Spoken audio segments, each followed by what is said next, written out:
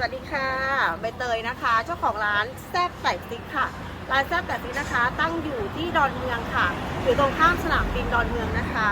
ใครที่มาไม่ถูกนะคะสามารถติดตามเพจได้นะคะเพจเป็นผู้ของเราคือแซ่บไก่ติ๊กดอนเมืองค่ะร้านเรามีเมนูด้วยกันนะคะมีทั้งเนื้อทั้งหมูค่ะ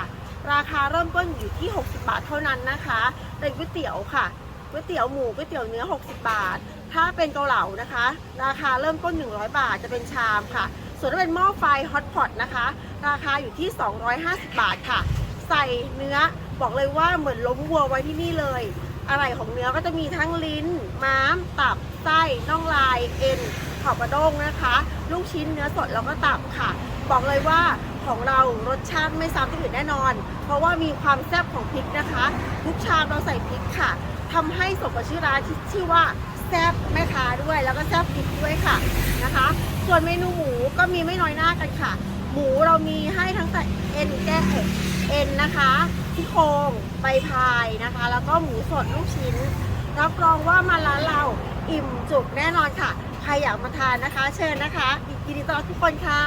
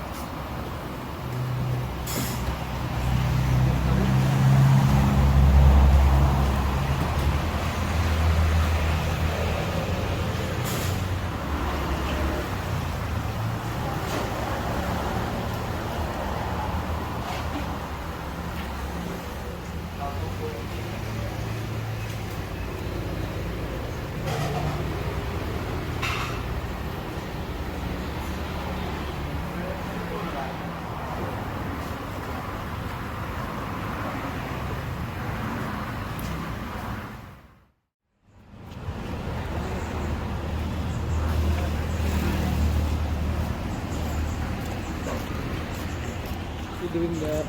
cooking.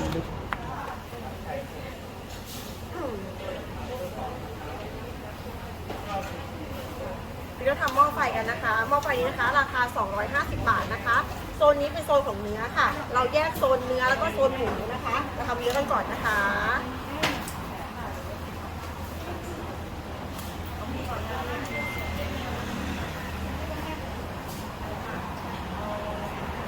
ได้ ส่วนของหม้อไฟเราก็จะใช้เป็นผักบุ้งนะคะ ในการรองที่หม้อไฟก่อนนะคะ แล้วเราก็จะใส่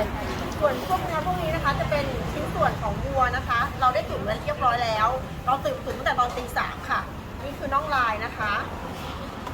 น่องลายซึ่งเป็นส่วนขาหน้านะคะของวัว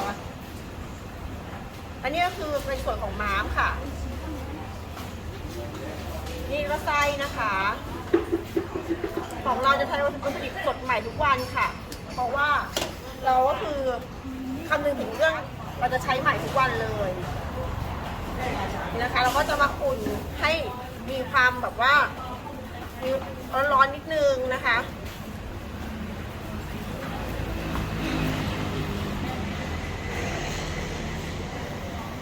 และส่วนนี้เป็นส่วนของเอ็นนะคะ เอ็นแก้วค่ะซึ่งเอ็นแก้วเป็นส่วนที่ตุ๋นนานที่สุดนะคะ ใช้เวลาตุ๋นประมาณ 7-8 ชั่วโมงค่ะถึงจะเปื่อยนะคะ เพราะว่าถ้าไม่เปื่อยก็ยังไม่ขายค่ะเอ็นแก้วนะคะขอบมันยังไม่ได้หรอลูกขอบมันยังไม่ได้หรอแล้วก็อันนี้เป็นส่วนของเนื้อสดนะคะ แล้วก็ตับสดค่ะ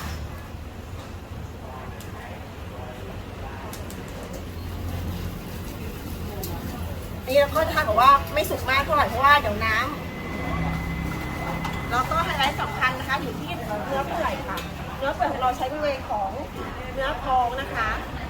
ท้องของวัวจะทำให้มีมันแทรกนะคะทำให้รสชาติดีแล้วก็ไม่เหนียวด้วยค่ะ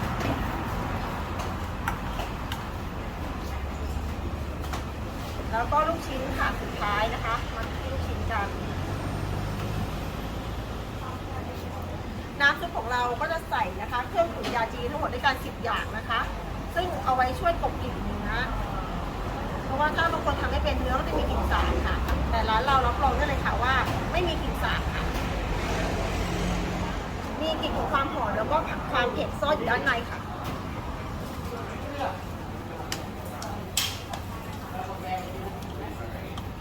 ก็โรยกระเทียมเจียวไปเพื่อความหอมค่ะสุดท้ายมาที่ผักโรยหน้าขึ้นช่ายกันค่ะนี่ค่ะเสร็จเรียบร้อยแล้วค่ะกับเมนูนี้นะคะฮอตพอต250 บาทเท่านั้นค่ะขอทานรอบไม่มีหัวข้าวเลย